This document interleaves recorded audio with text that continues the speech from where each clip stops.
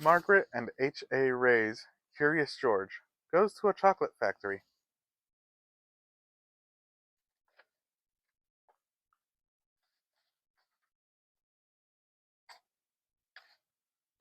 This is George.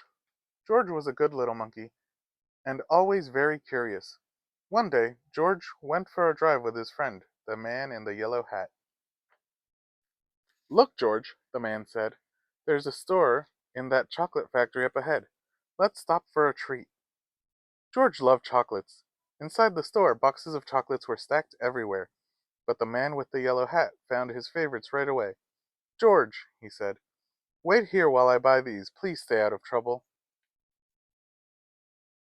George looked around the store. He saw chocolate covered cherries and fudge flavored lollipops. A chocolate bunny caught his eye. Then something else caught his eye. What were all those people looking at? George was curious. He climbed up to get a better look. Through the window, he saw lots of trays filled with little brown dots. What were all those little brown dots? George was curious. He found a door that led to the other side of the window. The little brown dots were chocolates, of course. A tour guide was showing a group of people how to tell what was inside the chocolates by looking at the swirls on top. The little swirl means fudge. This one says that caramel is inside, and this wiggle is for marshmallow. This is the squiggle for a truffle. This one is for nougat. This sideways swirl is for orange fluff, and this one is for George's favorite, banana cream. George followed the tour group until they came to a balcony overlooking a room where the chocolates were made. Down below, busy workers picked the candy off the machines and put them in boxes. These were the machines that made the chocolates with the swirls on top. The chocolates came out of the machines on long belts. But how did they get their swirls? George was curious. He climbed down from the balcony and up onto a machine. George peeked inside. He was trying to see what was making the swirls when all of a sudden the chocolates began coming out faster and faster and faster. They sped by him so quickly they seemed to be running on legs of their own.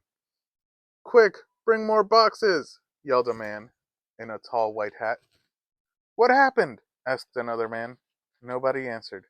Nobody knew what had happened, and everyone was so busy that no one noticed George.